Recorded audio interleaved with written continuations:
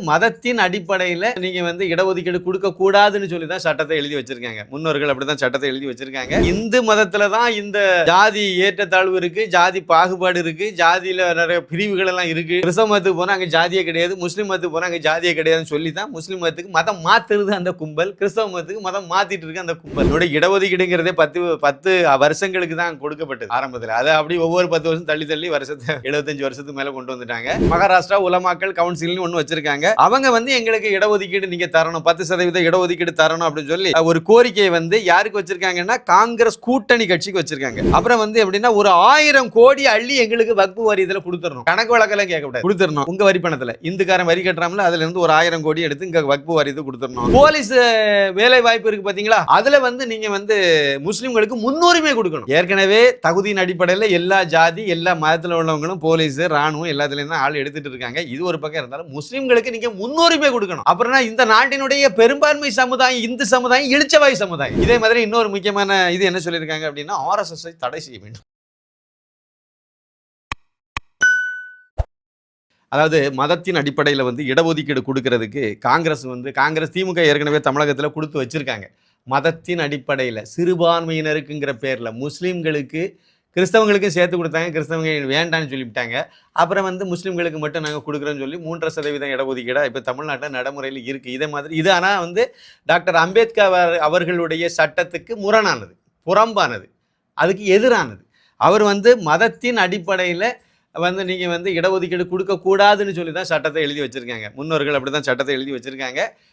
ஒரே ஒரு இது இடஒதுக்கீடு எங்கே வரும் அப்படின்னா இந்து மதத்தில் ஜாதி ஏற்றத்தாழ்வு இருக்குது இருந்தது, அதனால பாதிக்கப்பட்ட அந்த மக்களுக்கு இடஒதுக்கீடு கொடுக்கணும்.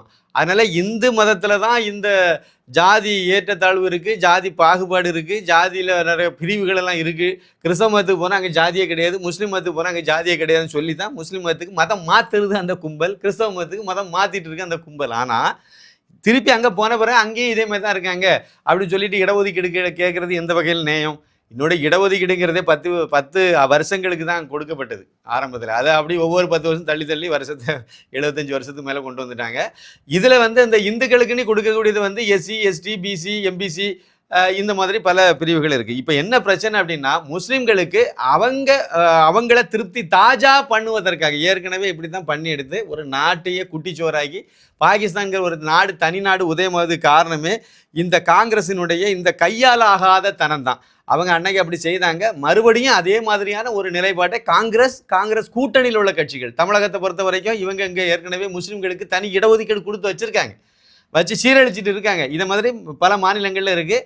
இப்போ மகாராஷ்டிராவில் இப்போ தேர்தல், மிகப்பெரிய மாநிலம்.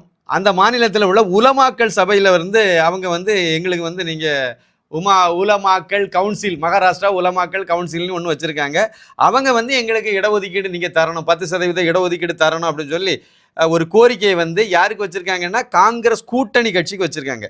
ஆல் இந்தியா உலமா கவுன்சில் இன் மகாராஷ்டிரா. அது மகாராஷ்டிராவில் மட்டும் இல்லை, இந்திய அளவில் இருக்குது உலமாக்கல் கவுன்சில். அதில் மகாராஷ்டிராவினுடைய பிரிவு இந்த கோரிக்கையை வச்சுருக்கு. அதில் அவங்க வச்சிருக்கையில் கோரிக்கையில் முக்கியமான சில கோரிக்கைகள், முதல் கோரிக்கை என்ன அப்படின்னா முஸ்லீம்களுக்கு 10% இடஒதுக்கீடு நீங்கள் தரணும். கண்டிஷன்ஸ் இதெல்லாம் 10% இடஒதுக்கீடு தரணும். அப்புறம் நீங்கள் வக்பு வாரிய சட்டத்துக்கு எதிராகத்தான் நீங்கள் இருக்கணும், அதை ஆதரித்து நீங்கள் ஓட்டு போடக்கூடாது, அதை ஆதரிக்கக்கூடாது. அப்புறம் எப்படின்னா ஒரு 1000 கோடி அள்ளி எங்களுக்கு வக்பு வாரியத்தில் கொடுத்துடணும், கணக்கு வழக்கெல்லாம் கேட்கக்கூடாது, கொடுத்துடணும் உங்கள் வரி பணத்தில். இந்துக்காரன் வரி கட்டுறாமல அதுலேருந்து ஒரு 1000 கோடி எடுத்து இங்கே வக்பு வாரியத்தை கொடுத்துடணும். அப்புறம் வக்பு வாரியத்தை பராமரிக்கிறதுக்குன்னு சொல்லி ஏற்கனவே இருக்கக்கூடியவங்களே இந்துக்களுடைய வரி பணத்தில் இருந்து நம்ம வரி பணத்தில் தான் சம்பளம் வாங்கிட்டு இருக்காங்க. இன்னும் ஒரு 500 பேரை நீங்கள் ரெக்ரூட் பண்ணணும், அது அவ்வளோ முஸ்லீம்களாக தான் இருப்பாங்க, இந்துக்களோ கிறிஸ்தவங்களோ அதுக்குள்ளெல்லாம் கிடையாது. அதே மாதிரி உலமாக்கள் இருக்க இமாம்கள் உலமாக்கள்லாம் இருக்காங்கல்ல, மௌலானாக்கள், இமாம் மௌலானா, இவங்களுக்கெல்லாம் குறைந்தபட்சம் 15,000 மாத சம்பளம் கொடுக்கணும். நீங்கள் அரசாங்கம் கொடுக்கணும், நம்மள வரி பணத்தில் இருந்து எடுத்து கொடுக்கணும். அப்புறம் போலீஸ் வேலை வாய்ப்பு இருக்குது பார்த்தீங்களா, அதில் நீங்கள் முஸ்லீம்களுக்கு முன்னுரிமை கொடுக்கணும். ஏற்கனவே தகுதியின் அடிப்படையில் எல்லா ஜாதி எல்லா மதத்தில் உள்ளவங்களும் போலீஸ் ராணுவம் எல்லாத்துலேயும் தான் ஆள் எடுத்துகிட்டு இருக்காங்க. இது ஒரு பக்கம் இருந்தாலும் முஸ்லீம்களுக்கு நீங்கள் முன்னுரிமை கொடுக்கணும். அப்புறம்னா இந்த நாட்டினுடைய பெரும்பான்மை சமுதாயம் இந்து சமுதாயம் இளிச்சவாய் சமுதாயம். முன்னுரிமைனா என்ன கணக்குங்க?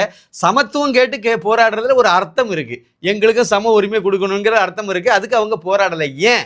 ஏற்கனவே நீங்க சிறுபான்மையினர் சொல்லி எல்லா வகையிலையும் உங்களுக்கு தோளுக்கு மேல தூக்கி வச்சுட்டாங்க. அப்படித்தானே வச்சுட்டாங்க. கல்வி நிறுவனத்தை தொடங்கணுமா, இந்துக்களா இருந்தா உனக்கு இவ்வளவு சட்டத்திட்டங்கள், இவ்வளவு விதிமுறைகள், இதெல்லாம் நீ நிறைவேறப்படுத்தணும். அதுவே கிறிஸ்தவங்க முஸ்லீமா இருந்தனா எந்த இதுவும் கிடையாது. போ கணேசன்கிற பேர்ல ஜார்ஜிங்கிறத மாத்திட்டேன்னு வச்சுடுங்க, உடனே எனக்கு வந்து கல்வி நிறுவனம் தொடங்குறதுக்கு அனுமதி உடனே கிடைச்சிடும். அதுக்கு வந்து சட்டத்திட்டங்கள் எல்லாம் உடனே விளைஞ்சு கொடுத்துரும். நான் உடனே அந்த ஆரம்பிச்சுட்டு போயிடலாம். இப்படி ஒரு இதை வச்சுதான் மதம் மாத்துறதுக்கு ஏதுவாக எல்லா வசதியும் பண்ணி வச்சிருக்காங்க. இப்போ இவங்க அடிஷ்னலாகவும் இதை கேட்குறாங்க. அடுத்து வந்து எது முன்னுரிமை கேட்குறாங்க. எங்க என்னமோ அடுத்து ராணுவத்தில் கேட்பாங்க முன்னுரிமை கொடுங்க. எதுக்கு என்ன பிரச்சனைன்னா, இப்போ இந்த களவாணி குண்டு வைக்கிறவனெல்லாம் போலீஸ்காரன் பிடிக்கிறான்ல, அதில் பெரும்பாலும் முஸ்லீமாக இருந்தால் நாங்கள் இந்த இடத்துல குண்டு வைக்கிறத பிடிக்க போகிறோம், நீங்கள் நல்லா ஓடி ஒளிஞ்சிடுங்க, தகவல் சொல்கிறதுக்கு வசதியாக இருக்கும். பார்த்தீங்களா, பெரும்பாலும் அப்படி தாங்க செய்கிறாங்க. இந்த நாட்டை நேசிக்கிற முஸ்லீம்கள் ரொம்ப கம்மிங்க. கொஞ்சம் பேர், 1-2 பேர் தான் இருக்காங்க. கிறிஸ்தவங்க நிறைய பேர் இந்த நாட்டை நேசிக்கிறவங்க இருக்காங்க, நாட்டுக்கு தேச துரோகிகளும் இருக்காங்க. முஸ்லீம்களில் எல்லாரும் அவங்க அம்பேத்கரே சொல்லிட்டார், அதில் நம்ம புதுசாக சொல்ல வேண்டியது, திருப்பி நம்ம அம்பேத்கர் தான் அதில் மேற்கோள் காட்ட வேண்டியது இருக்குது.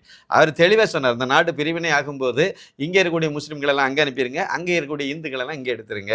ஏன்னா அதுக்கு அவர் சொன்ன காரணம், ஏன்னா அவங்களுக்கு நாட்டை விட மதம்தான் முக்கியம். மதவெறி பிடிச்ச கும்பல் அது. என்னைக்கு இருந்தாலும் இந்த நாட்டுக்கு மேலே விசுவாசமாக அவர்கள் இருக்க மாட்டார்கள்னு சொன்னார். இந்த திருமாவளவன் பண்ணி ஒரு கட்ட பஞ்சாயத்து நடத்தி தெரியல, அந்த கோஷ்டிகளுக்குலாம் அது தெரியாது, படித்தா தானே தெரியும். ஏன்னா சும்மா அம்பேத்கரை வச்சு பிழைப்பு நடத்தினா எப்படி தெரியும்? அவர் சொன்ன இதையும் படித்தா தெரியும், அப்படிதானே? இதே மாதிரி இன்னொரு முக்கியமான இது என்ன சொல்லியிருக்காங்க அப்படின்னா, ஆர்எஸ்எஸ்ஸை தடை செய்ய வேண்டும். எதுக்குங்க ஆர்எஸ்எஸ் தடை பண்ணணும்? அவங்க வந்து தேசமே தெய்வம்னு சொல்கிறாங்கல்ல, இந்த தேசத்தை தெய்வமாக போற்றுகிறாங்கல்ல, அது இருக்கப்படாதுல்ல. குண்டு வைக்கிறதுக்கு இடைஞ்சலாக இருக்காங்க, நாட்டை துண்டாடுறதுக்கு இடைஞ்சலாக இருக்காங்க. இதில் வந்து முக்கியமான ஒரு விஷயம் என்னென்னா, இது எல்லாமே இவங்க இப்போ சொல்லியிருக்காங்க பார்த்தீங்களா, இந்த இது எல்லாமே 14 கண்டிஷன்ஸ் இவங்க போட்டிருக்காங்க. நாங்கள் முஸ்லீம்கள், அதாவது அங்கே உள்ள மகாராஷ்டிராவில் உள்ள காங்கிரஸ், அப்புறம் வந்து உத்தவ் தாக்கரே, பால் தாக்கரே அந்த மகானுடைய புத்திர பாக்கியம் இது, உத்தவ் தாக்கரேயின் தலைமையிலான சிவசேனா, அப்புறம் வந்து சரத்பவார் கட்சி, தேசியவாத காங்கிரஸ், இவ்வளவு கட்சிகளும் சேர்ந்து கூட்டணி வச்சுருக்காங்க பார்த்தீங்களா. அவங்க அங்கே ஒரு கூட்டணி வச்சுருக்காங்க, MVAன்னு பேர், மகா விகாஸ் அகாடி அப்படின்னு ஒரு கூட்டணிக்கு பேர் வச்சுருக்காங்க. அங்கே அந்த களவாணி கூட்டணிக்கு அங்கே இப்படி பேர். அந்த களவாணி கூட்டணிக்கு இவங்க வந்து கோரிக்கை வச்சுருக்காங்க. கோரிக்கைன்னு சொல்கிறத விட உத்தரவு போட்டிருக்காங்க, இதெல்லாம் நிறைவேற்றினா உனக்கு ஓட்டு, முஸ்லீம் ஓட்டு இல்லைன்னா கிடைக்காது அப்படின்னு சொல்லியிருக்காங்க. இதில் வந்து அவங்க மொத்தம் எதில் சொல்லியிருந்தாங்க, 14 அம்ச திட்டம், இது 14 அம்ச உத்தரவு. இதே உத்தரவை தான் 1929 இந்த நாட்டை துண்டாடுன அந்த நாதாரி முகமது அலி ஜின்னாவும் இதே திட்டத்தை தான் நிறைவேற்றினான். இதே திட்டத்தை 1929 அந்த ஆள் நிறைவேற்றி அதில் வந்து அவன் முக்கியமாக சொன்னது என்னதுன்னா, சேவைகள், அதாவது இந்த உள்ளாட்சி அமைப்புகள், அப்புறம் வந்து சில வாரியங்கள், இதெல்லாம் வெள்ளைக்காரங்காலத்திலே போடுவாங்கல்ல, அதிலெல்லாம் முஸ்லீம்களுக்கு முன்னுரிமை கொடுக்கணும், அதுக்கு அதிக பிரதிநிதித்துவம் கொடுக்கணும். அப்புறம் வந்து சட்டமன்றம், பாராளுமன்றம்லாம் இருக்குல்ல, அதுலெல்லாம் வந்து நீங்கள், அதாவது அன்னைக்கு இருந்தது என்னது அப்படின்னா சட்டமன்றம் அப்படின்னு இருந்தது வந்தது அது. அப்புறம் வந்து மாகாண கவுன்சில்கள், இதெல்லாம் இருந்திருக்கு. இதில் எல்லாத்துலேயும் முஸ்லீம்களுக்கு 3ல் 1 பங்கு கொடுக்கணும். மொத்தம் 100 இருக்குன்னா அதில் வந்து 35 நீங்கள் முஸ்லீம்களுக்கு ஒதுக்கணும். இது அவள் போட்டது உத்தரவு இது. அதே மாதிரி மத்திய மாகாணத்தில் உள்ள எந்த அமைச்சரவையாக இருந்தாலும், அந்த அமைச்சரவையில் முஸ்லீம்களுக்கு 3ல் 1 பங்கு கொடுக்கணும். அப்புறம் வந்து முஸ்லீம்களுக்கு தனித்தொகுதி கொடுக்கணும். அன்னைக்கு 1929 முஸ்லீம்களுக்கு தனித்தொகுதி கொடுக்கணுங்கிற கோரிக்கையை வந்து முகமது அலி ஜின்னா வந்து முன் வச்சிருக்கார். இதே மாதிரி வந்து சிறுபான்மை சமூகத்தில் 4ல் 3 பங்கு, அதாவது எப்படின்னா ஒரு 100 பேர் முஸ்லீம் இருக்கான்னு வச்சுருங்களா, அதில் வந்து 4ல் 3 75%, 75 பேர், 100 பேர் ஒரு ஊரில் ஒரு பஞ்சாயத்தில் இருக்காங்க, உதாரணத்துக்கு வச்சுருங்க, 100 பேர் முஸ்லீம் இருக்கான்னா அதில் 75 பேர் அந்த பஞ்சாயத்தில் கொண்டு வரக்கூடிய தீர்மானத்துக்கு, இல்லைனா அந்த சட்டசமன்றத்தில் கொண்டு வரக்கூடிய மசோதாவுக்கு எதிராக இருந்தாங்கன்னா அதை நீங்கள் நிறைவேற்றப்படாது. எவ்வளோ பெரிய கால கொடுமை பாருங்கள். நீங்கள் இந்த நாட்டுக்கு நல்லதுன்னு சொல்லி கொண்டு வருவீங்க, இல்லைன்னா அந்த மக்களுக்கு நல்லதுன்னு சொல்லி கொண்டு வருவீங்க, எல்லோருக்குமான இதுன்னு கொண்டு வருவீங்க. ஆனால் அதை அவன் எதிர்த்துட்டான்னா நீங்கள் அதுக்கு பிறகு அதை வந்து நிறைவேற்றக்கூடாது, தள்ளுபடி பண்ணிடணும். இப்படியெல்லாம் அன்னைக்கு இது மாதிரி ஒரு 14 உத்தரவுகளை வந்து அதை 14 அம்ச திட்டம்னு வேற அதுக்கு பேரை வச்சு இதை வந்து முகமது அலி ஜின்னாங்கிற அந்த பிரிவினவாதி வந்து பண்ணினான். இது வந்து 1929. அதே மாதிரியான 14 அம்ச திட்டங்களை 14 அம்ச உத்தரவுகளை இப்போ மகாராஷ்டிராவில் உள்ள அந்த உலமாக்கள் சங்கம்ங்கிற அந்த மத வெறி கும்பல் இப்போ வந்து கோரிக்கை வைக்குது. கோரிக்கைன்னு இல்லை, உத்தரவு போடுது. யாருக்கு போடுது? காங்கிரஸ் கூட்டணி களவாணிகளுக்கு இந்த உத்தரவை போட்டிருக்காங்க. என்னுடைய கேள்வி என்னன்னா, இதே மாதிரி இந்துக்களும் வந்து இந்துக்கள் மத்தியில் இப்போ கொஞ்சம் கொஞ்சமாக விழிப்புணர்வு வந்துட்டு இருக்கு. இந்துக்களும் இது மாதிரியான கோரிக்கையை வச்சா என்ன ஆகும்? அதாவது இந்த நாட்டினுடைய முஸ்லிம்களுக்கெல்லாம் பாகிஸ்தான்ல ஏற்கனவே இடம் கொடுத்தாச்சு, பிரிவினையின் போதே கொடுத்து விட்டாங்க. இவங்க இருக்கிறது சட்டத்துக்கு புறம்பாக தான் அங்கே இருக்காங்க. அவங்களுக்கு இடம் நிலபுலம்னு அங்கே கொடுத்து வச்சுட்டோம். அதனால இங்கே உள்ள முஸ்லீம்கள் எல்லாம் பாகிஸ்தானுக்கு வண்டி ஏற்றுங்கன்னு சொல்லி கோரிக்கை வச்சு இதை நீங்கள் நிறைவேற்றினா உனக்கு ஓட்டு இல்லைன்னா கிடையாதுன்னு சொல்லி இந்துக்காரன் சொன்னா என்ன பண்ணுவீங்க?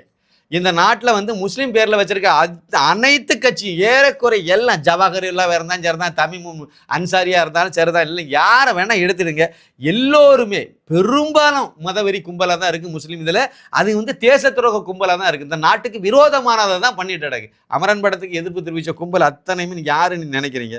அத்தனையுமே இந்த நாட்டுக்கு துரோகம் பண்ணக்கூடிய கும்பல். பாகிஸ்தான் பயங்கரவாதிகளுக்கு வால் பிடிச்சிட்டு தெரியாங்கன்னா இவன்லாம் எப்படி இந்தியாவுக்கு மேலே விசுவாசமாக இருப்பான்? அப்போ இந்த கும்பலெல்லாம் நீங்கள் பாகிஸ்தானுக்கு அனுப்புங்க, இவங்க வச்சிருக்க அமைப்புகள் எல்லாத்தையும் தடை பண்ணுங்க. அப்போ தான் நாங்கள் ஆர்எஸ்எஸ் தடை பண்ண சொல்கிறீங்களே. ஆர்எஸ்எஸ் என்ன சேவை பண்ணிட்டு இருக்கு? இந்த நாட்டை தெய்வமாக போட்டுது, வழிபடுது, அவ்வளோதான். வேற என்ன இருக்கு? பாகிஸ்தானுக்கு வால் பிடிக்குதா, இல்லை பங்களாதேஷுக்கு வந்து துணை போகுதா, இல்லை அமெரிக்காவுக்கு கொத்தடிமை வேலை பார்க்குதா, இல்லைன்னா ரஷ்யாவுக்கு இந்த கம்யூனிஸ்டுக்கார மாதிரி கொத்தடிமை வேலை பார்த்துட்டு இருக்காங்க? கிடையாது.